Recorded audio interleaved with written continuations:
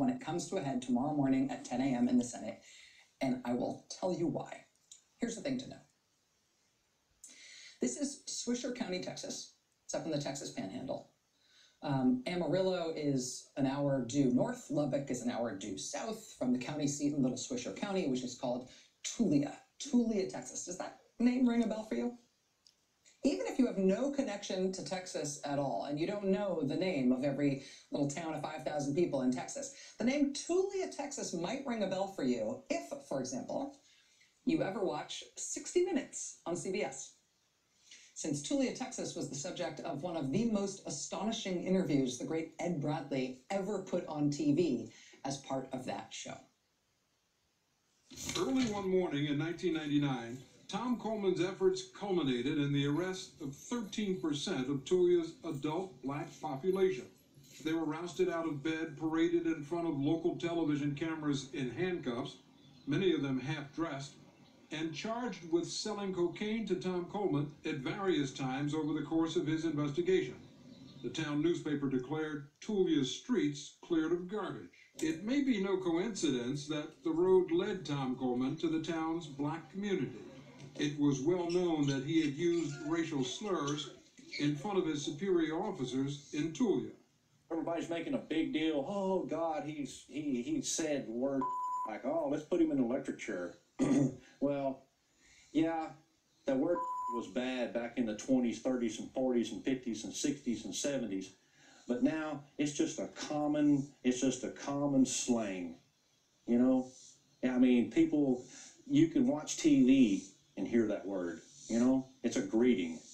Coleman told me he used the N-word to fit in with blacks during his investigation, and admits he also used it among his white friends. The word, yes, sir, I've used that word.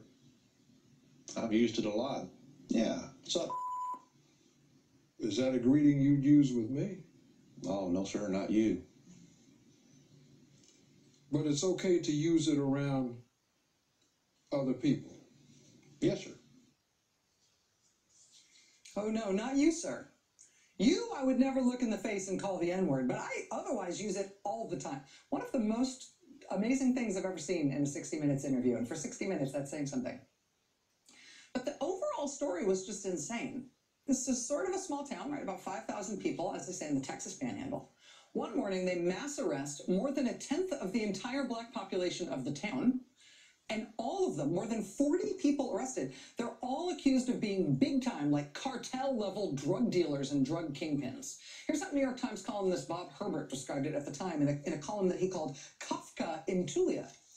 He said, quote, Kafka could have had a field day with Tulia. On the morning of July 23rd, law enforcement officers fanned out and arrested more than 10% of Tulia's tiny African-American population. Also arrested were a handful of whites who had relationships with blacks. The humiliating roundup was intensely covered by the local media, which had been tipped off in advance. Men and women, bewildered and unkempt, were paraded before TV cameras and featured prominently on the evening news. They were drug traffickers, one and all, said the sheriff. Among the 46 so-called traffickers were a pig farmer, a forklift operator, and a number of ordinary young women with children. If these were major cocaine dealers, as alleged, they were among the oddest in the U.S. None of them had any money to speak of, and when they were arrested, they didn't have any cocaine. No drugs, no money, no weapons were recovered during the surprise roundup. The first convictions, nevertheless, came quickly. One of the few white defendants, a man who happened to have a mixed-race child, was sentenced to more than 300 years in prison. The hog farmer, a black man in his late 50s, was sentenced to 90 years in prison. A 24-year-old black man was sentenced to 60 years in prison, and so on. The entire operation was the work of a single police officer who claimed to have conducted an 18-month undercover operation. The arrests were made solely on the word of this one officer, Tom Coleman.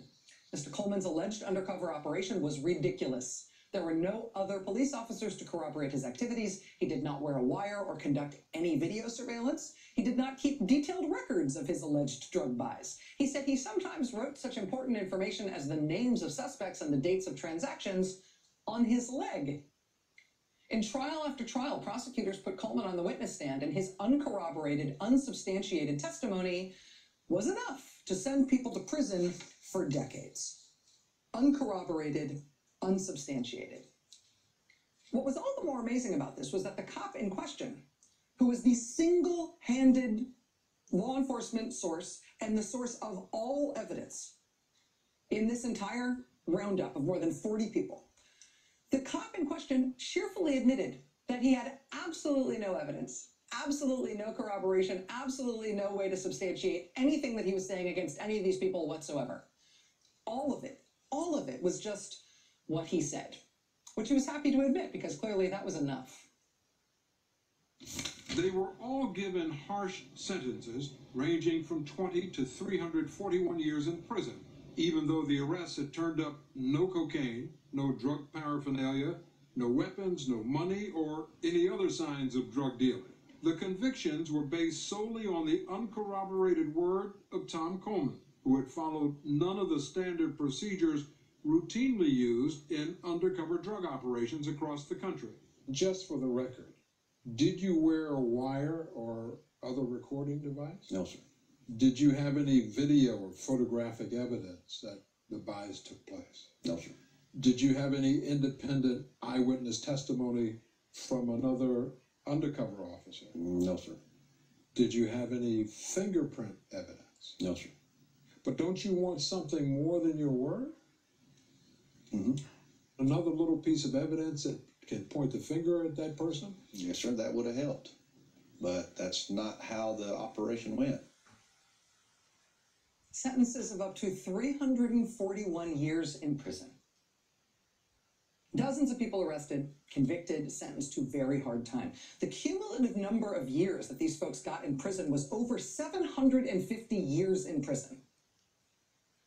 They're all arrested that one day, all based on that one officer with no supporting evidence whatsoever. Texas state officials at the time were beside themselves, by which I mean they were delighted. More than 10% of all the black people in that town arrested and put in prison. A third of all the black men in that town. Give that officer a reward. They actually did give him an award. The Texas State Attorney General at the time gave that officer the Lawman of the Year award. The State Attorney General of Texas did that. And then it all fell apart. It all fell apart astonishingly. More than a dozen people convicted on drug charges are expected to be freed from Texas prisons today. This after the officer whose testimony sent them to prison was charged with perjury. NBC's Jim Cummins is in Tulia, Texas, with more on this story. Hey, Jim, good morning. Good morning, Ann. That's right. It was a huge drug case for such a small town involving minorities, but now apparently it is falling apart. In July 1999, the authorities in Tulia, Texas, population 5,081, made a drug bust, arresting 46 people, 39 of them black, as part of a sting operation conducted by one undercover cop. Tom Coleman, posing as a long-haired biker with a drug habit, claimed he bought cocaine from the suspects. Some plea bargained for short prison sentences. The others went to trial, and on the strength of Coleman's testimony only, 19 of them were sentenced to a total of about 800 years in prison. But on judicial review, Coleman's cases began to fall apart. Every transcript from every trial that ever took place around the sting has evidence of Tom Coleman perjuring himself on the stand. One woman, Tanya White, could prove that she was 300 miles away in Oklahoma City cashing a check. The same day Coleman testified she sold cocaine to him in Tulia. There is outrage over this drug bust. The Texas legislature passed a bill calling for the release of all the suspects until the appeals of this case are heard. So later today, in the same courthouse where they were convicted, the remaining 13 people will be released by a judge. That was June 2003. That was a morning report that aired on NBC and the Today Show that morning. And then later that day, that judge, it did free everybody. Because it turns out, when pressed, when somebody actually tried to defend these people against these charges, when you started to investigate whether or not what this one cop had said was true, it turns out the cases against all of them were entirely made up. Basically, I'm a trial judge. So 2 months ago, District Judge Ron Chapman ruled that all Tulia suspects had been improperly convicted. Today, 12 of those, still doing time, were brought back in chains to the same courthouse where they had been tried. Let these people go. Let them go today. And Judge Chapman did release them on their own recognizance until their cases are decided on appeal. Meanwhile, Coleman has been indicted for aggravated perjury in another case. It was jubilation for them and their loved ones. Joe Moore was the first to be convicted, and he got 90 years. He was asked what he had lost from this experience. Just about my life. Tonight, most of the Tulia drug suspects now have a chance to resume their lives. Great day. Great day. Good afternoon. My name is Vanita Gupta. I'm an attorney with the NAACP Legal Defense Fund. Following a dramatic hearing at the Swisher County Courthouse today, retired District Judge Ron Chapman granted bail and ordered the immediate release of 13 individuals who were wrongfully convicted of drug charges in Tulia, Texas, and have been in prison for years since their arrests. Judge Chapman found Tom Coleman to be, quote, the most devious, non-responsive law enforcement witness this court has witnessed in 25 years on the bench in Texas. According to the court's findings, Coleman submitted false reports, misrepresented his investigative work, and misidentified various defendants during his investigation. In addition, testimony by Coleman and other law enforcement officials involved in the Tulia drug sting revealed Coleman's arrest on theft charges and abuse of official capacity while conducting the Tulia investigation. Did you catch that last bit? The cop in question here, the cop who made up all the information that resulted in the arrest of all these people and them all getting these 60, 90, 300-year sentences, the cop himself got arrested during the course of this investigation for theft and abuse of office. The Kafka-esque upending of this town was the work of this one crooked police officer who himself had been charged with theft and abuse, who would go on, in fact, to be convicted of perjury. That young civil rights attorney who went to Tulia, Texas in the wake of all these convictions, who went through all of the cases and realized that they were all built on nothing, who personally lined up lawyers from all around the country for more than 30 defendants who didn't have any defense counsel, whose appeals had already been rejected, who acted as lead counsel herself for the NAACP in all those defendants' cases as they pried this thing open, who got the crooked cop to break down and melt down on the stand in March 2003, which did break open the case, and all the convictions were overturned, and all the prisoners were freed. And in August 2003, Texas Republican Governor Rick Perry issued a full and complete pardon for all of those poor people. That young civil rights attorney who exposed what happened there, who made that happen, her name is Vanita Gupta. I basically spent 2 full days in the Swisher County Courthouse going through files, trying to piece together the stories of these cases, and then found out who their family members were in the town and just drove to their homes and spent a fair amount of time really just kind of getting to know them. She wasn't just a little lady with a little voice. She was a little lady with a lot of power and a lot of knowledge and a lot of caring. We will not rest in our quest to right the horrific wrongs that have been inflicted on our clients and on this community. I came back to New York and I made a chart of the 46 individuals and kind of compiled all of that information. We needed to put law enforcement on trial. I also realized that I was one attorney with 46 potential clients, so I mobilized the law firms in New York City and Washington, D.C. It's footage from one of several documentaries that has been made about this landmark miscarriage of justice and what it took to expose it and end it. That lawyer, Vanita Gupta, went on to become the head of the Civil Rights Division at the U.S. Justice Department under President Obama. Widely respected in that role, she served in that very high-profile job without any whiff of scandal or trouble. President Biden has since nominated her to be the number 3 official in the whole Justice Department, Assistant Attorney General. In that nomination, she has, among other things, the support of every major law enforcement organization in the country, including the Fraternal Order of Police, which is the police union organization that twice endorsed Donald Trump. Even they support Vanita Gupta. Vanita Gupta is one of the senior Justice Department officials who is not confirmed in this administration because Republicans are not only blocking her nomination, they are slow walking it through the Senate. They're trying to trip it up, trying to keep her from being confirmed. And here's the thing. Here's why this is all worth knowing. Ready? Who do you you think is the Republican senator who is leading the charge against Vanita Gupta and has stopped her from being confirmed thus far? So Merrick Garland doesn't have any of his top people there with him at the Justice Department. Vanita Gupta is going to be the #3 official of the Justice Department. She's not there yet. Why is that? Well, there's a Republican senator taking point on this, leading the charge to try to keep her from being confirmed. Who is that? It's a senator from Texas. A senator from Texas who used to be Attorney General of the state of Texas.